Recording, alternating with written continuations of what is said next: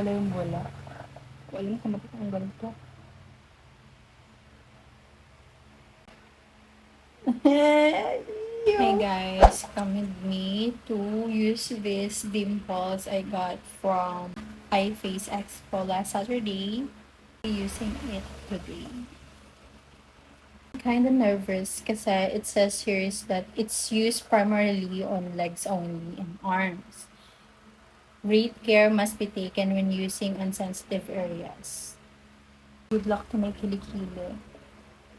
Guys, hindi ako nag-shave. Puro ako wax. Ayoko yung nag-shave. But since I have here my new product, sayang naman siya kung hindi ko siya gagamitin. Nanood naman ako ng mga videos and it says that it's really good.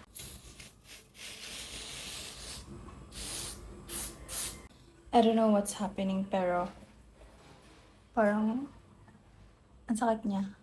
Pero hindi naman super masakit. So, I use timer and nilagay ko lang siya for 8 minutes. So, guys, I will remove muna. Titignan ko lang kung ano nangyari sa kilikili ko.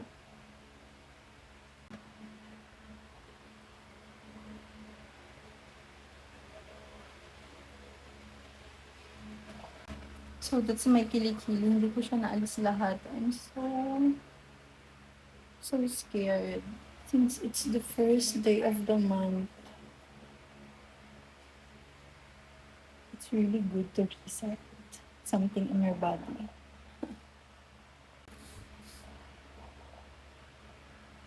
Sige, nagay ko muna sa akin.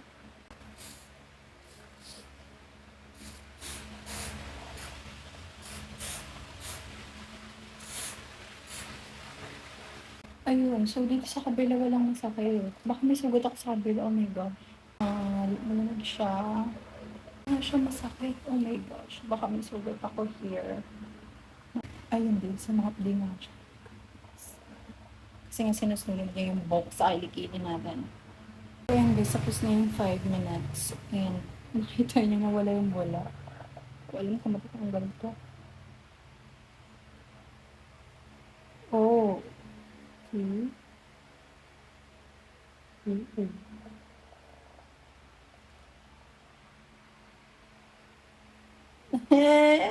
Yo. Ba ang puti ng kilikili ko? Oh my gosh. Hindi lang itim yung kilikili ko sa mga ginagamit ko, guys. But anyway, this one hopefully walang mangyari after some time. So yeah guys, check nyo na lang sa Yellow Basket.